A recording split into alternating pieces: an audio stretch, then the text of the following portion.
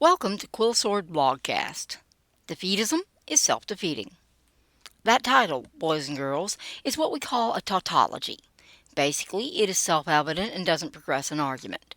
You can safely forget ever hearing that definition unless you plan to do formal argumentation or are a philosophy geek already commenting on how bad that definition of tautology is.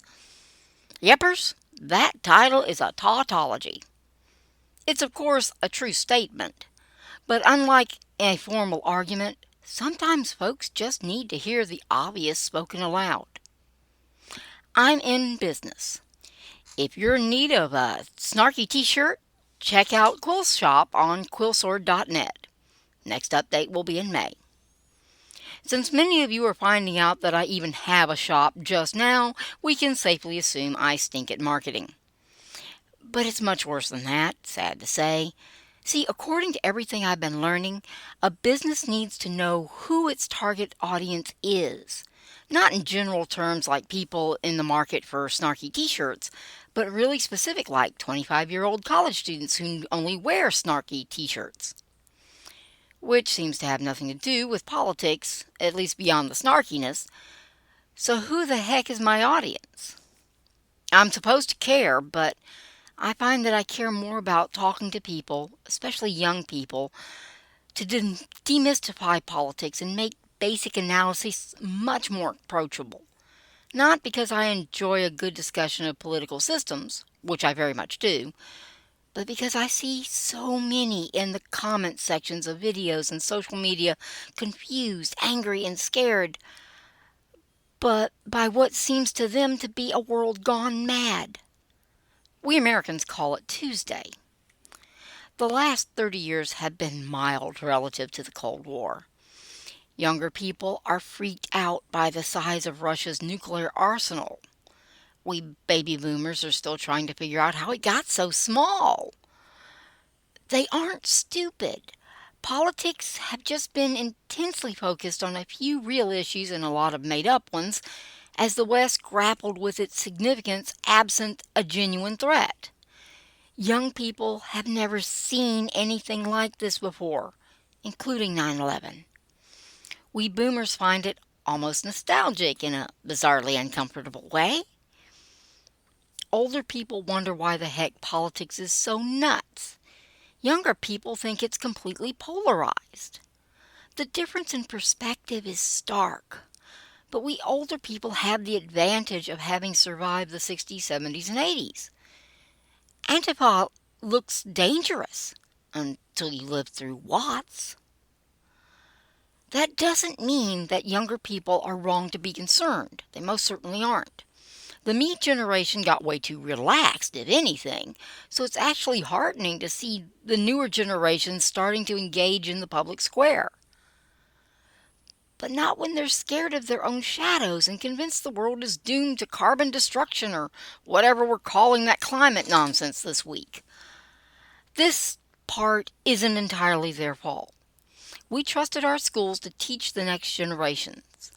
Why we did that, having been in public schools, is a complete mystery, but we did, and now we have a bunch of kids that think tolerance is a virtue as long as they tolerate the right things, and who are deluded enough to think that they don't look like morons when they include pronouns in their bios.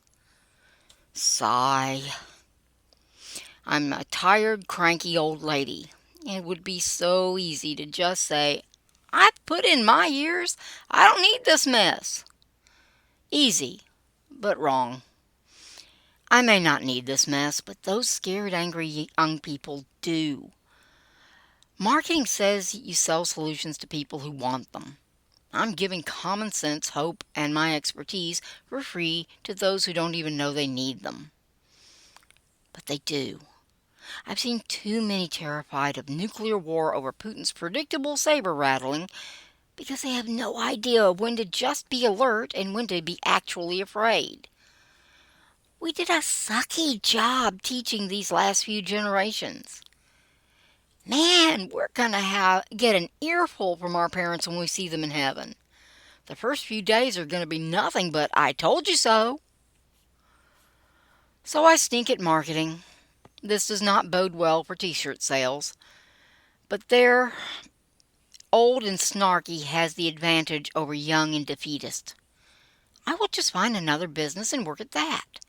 A failure or two will be disappointing, but all the skills developed to doing them go into the next. I know that you only truly fail when you quit, and I'm way too old and cranky to quit. But I can't leave them where they are. So many are convinced that they are doomed and that there is no truth and that they have no power and that the world is going to melt or something.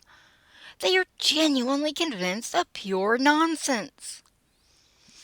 There is a special section of HE double hockey sticks for those who knowingly taught them to be dependent, defeatist, and despondent. Sure, the purple hair and the rampant insanity are a bit much for a cranky old biddy, but if no one tells them the truth, how will they learn? The world was never sane, but it's also not irrationally stupid. Bullies in politics are no different from their high school counterparts. They keep it up until they are forced to stop, and they don't want to get their tails kicked. Presidents and kings put pants on one leg at a time and wonder about hair loss just like every other guy. You don't have to rule the world to change it. Jesus never held any office, and no one changed the world more than he did. But you also don't have to be the Son of God to change things. He'd have stayed if that was what it took. Instead, he left us with everything we need to make our corner of planet Earth better than we found it. As long as we don't give in to hopelessness and defeatism, we all have the power to make a difference. The hard part is learning wisdom so that we use that power both effectively and righteously. You'll never do that by giving in to defeatism. Someone has to tell them that they aren't alone, life isn't meaningless, and that they can be a force for good if they start worrying more about being good than what pronouns they have in their bios. Whether I sell snarky t-shirts or not, whether or not they know they need to hear what I'm saying, whether or not I ever see the impact, this cranky old voice in the wilderness is going to keep right on calling them the way I see them. See, I do believe in this crazy American experiment, but I believe even more in those Jesus loves. They shouldn't be scared, and they shouldn't ever think that they don't matter, even if they don't buy a t-shirt.